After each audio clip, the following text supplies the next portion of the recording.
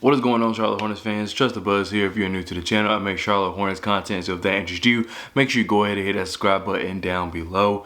Sorry for the lack of videos, as you all know, and I'm going to keep saying I'm having a baby, so as you can see, this is a face of a tired man. But the Charlotte Hornets have a new coach, so I had to talk about it. I have other videos planned.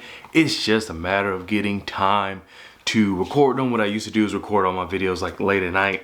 Late at nights are not mine anymore. They belong to the baby. So it's just hard to find recording time. So this time I was like, maybe if I get up early enough, we can do it. So that's what we're doing here. So I just briefly want to talk about Coach Charles Lee. We talked a little bit about it when it was kind of talking about who between JJ Redick and Charles Lee, but now we know Charles Lee is the guy. And we saw that Rick Schnall didn't waste any time. He said that we will have an announcement soon. I know a lot of people was worried about the timetable and just waiting and draft lottery coming up, still not having a coach. Well, all questions were answered yesterday when it was announced that Charles Lee is the future coach of the Charlotte Hornets. I don't know how long his deal is. I did see something about a I don't remember. I'm not gonna speculate because I did see something about a 5-year deal, but I don't remember. That was Frank Vogel. So no, it wasn't Charles Lee. Frank Vogel got a 5-year deal, but he was fired yesterday. It's crazy. But anyway, my thoughts on Charles Lee. I think he's going to be a great coach for us. I know that great coach not with this team. It's hard to say that great coach will equal winning. Great coach might just be put us in the right direction. Great coach can really just mean a lot of things because right now we have the talent. We just do not know how to use it and kind of where to utilize our resources when it comes to using our certain players.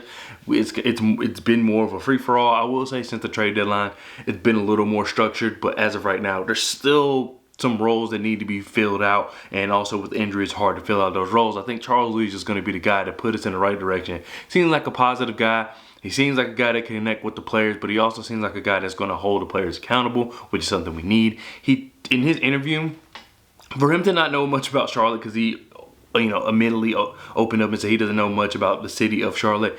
He knows a lot about his team. I don't know if someone fed him that information. I don't know if that's something where if you're an assistant coach looking to be a head coach, you're kind of paying close attention to the situations around you because you never know where you may go. I don't know. But everything that's wrong with the Charlotte Hornets, he pointed out to a T. Now, also, Jeff Peterson could have gave him this information.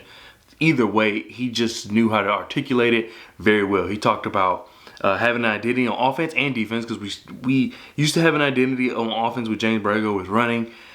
Steve Clifford said he wanted to keep that up, and then we just really lost it through injury. I really wouldn't blame Steve Clifford, even though he didn't do a good job of upholding it. Still, with injuries, it just kind of threw it all out the way. And then, like I said, Steve Clifford was not helping. But we didn't have a defensive identity, but defense was better. It just wasn't that much better, and so then we really just lost identity on all fronts, and that's where you really don't want to be. We weren't necessarily in purgatory as we have been as a team as far as results, because I think it's safe to say that we would have leaned more positively if we just had our players, but we were in purgatory in terms of a franchise, in terms of who we are as a team. And I think Charles Lee can change that. Now, he did say he's a well-balanced coach. He didn't say I'm more defensive, I'm more offensive. However, I think that having that balance right now is going to be the best thing for these players. We still have a lot of young players. We still don't really have a hierarchy. We have a hierarchy as fans, but I don't think there's quite an established hierarchy through the players. And I'm not saying you have Trey Mann trying to be the star of the team. I'm not saying that at all. In fact, that's the complete opposite because Trey Mann himself said, I'm not trying to do that. I think more so what I'm saying is guys are in positions they're not owning up to. So, like, we need LaMelo to be like, I am LaMelo. I am the star of this team. We need Miles Bridges, who has, all these guys have kind of built up LaMelo to be that. We need Mark Williams to solidify himself as a defensive anchor. He has the mindset, but we need him to play like it, and we need him to play. So there's just things like that. We need the key role players. Those are the things I'm talking about. We need the players to accept their role. They don't have to verbally come out and say, I am, this, but they need to play like it and carry themselves that way on the floor. And it's not something that's completely negative. It's not something that I don't think will ever happen. It's not something I think that's going to be difficult. It's just that's how these hierarchies are made throughout teams. That's how structure is built. It's just by players accepting those roles.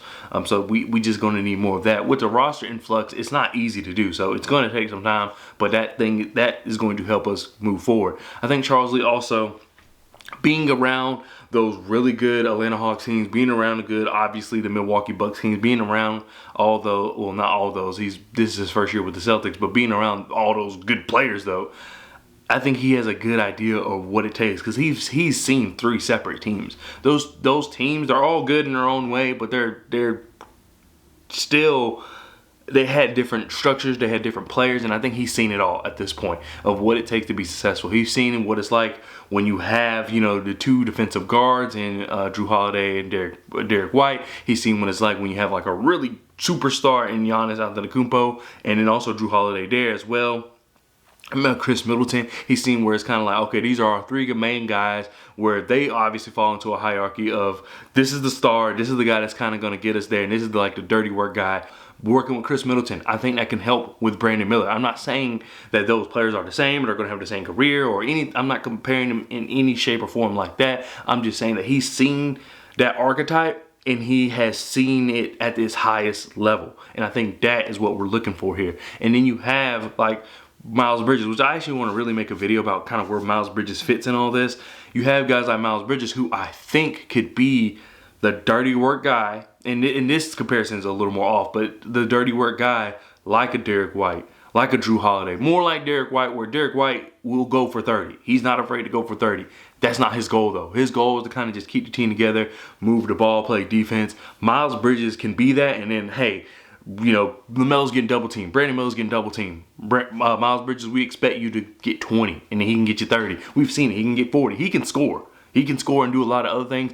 It's just a lot of effort with him. And then also it's just really hard to evaluate him with it being his first year back. But overall, I think Charles Lee, seeing these different types of teams and seeing how all these different types of teams were able to get success or be successful, I really like that he's able to bring that to Charlotte. So I think he's going to be a good coach. I really wasn't against JJ. I just felt as though where the Hornets are, that's a tough ask for a coach that's for someone that's never been a coach. That's just how I feel about it. It has nothing to do with JJ. It really has nothing to do with the Hornets. Just that situation just wouldn't work for him. He may end up going to LA, and I know people could say that's even worse, which I think it is. However, it's a little different because you have LeBron who can essentially act as a coach, and then JJ can kind of, spread his wings there and kind of figure things out there. And you have a more dedicated to winning team. Like you know what the Lakers are about. The Hornets are still trying to find their identity. So that's why I felt like Charles Lee would maybe just be the better option. But I wouldn't be surprised if JJ is able to go to LA and just be pretty good. But anyway, that does it for this video. I really wasn't expecting it to be long, but I'm really, really excited. If you haven't already, I would go watch the interview with Charles Lee. He just talked a lot about what he brings to the table. I think he's going to be someone that holds guys accountable, as I said. I think he's going to be a guy that can talk to the front office and talk to Jeff Peterson, because it seems like he does have a good relationship with them.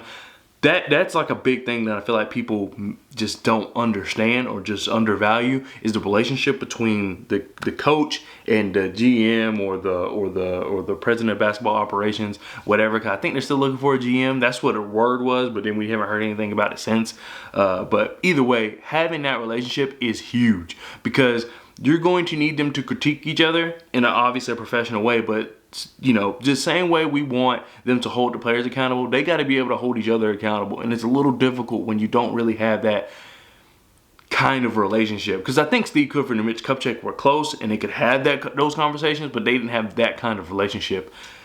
Charles Lee, if you listen to him carefully, he talked about how, they exchanged pleasantries. They were like, good to see you, man. Nice to talk to you. But then he said, Jeff Peterson was like, all right, let's talk about business. Let's talk about how we're going to get this team here and do that and do this.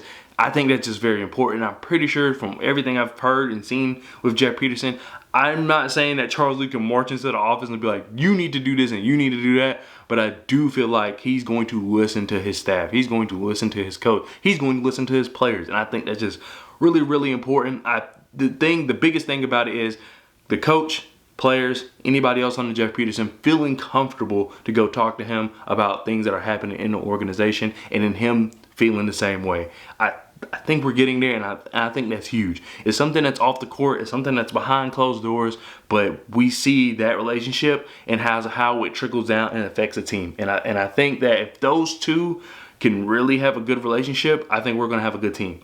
When is that going to happen? I might make another video about that, because I don't think it's going to be immediately next year, and there's reasons for that. But it's coming. I don't think we're going another 5 years without winning, or really another 3. I just don't think next year particularly is going to be the year we see the jump. I think it's going to be the year after. But thank you so much for watching the video, and I promise you I'll find time to record these other videos, because I have a huge list of just videos I want to do. I just haven't had time. But once again, thank you for watching. Thank you for being patient, and I'll see you guys next time. Peace.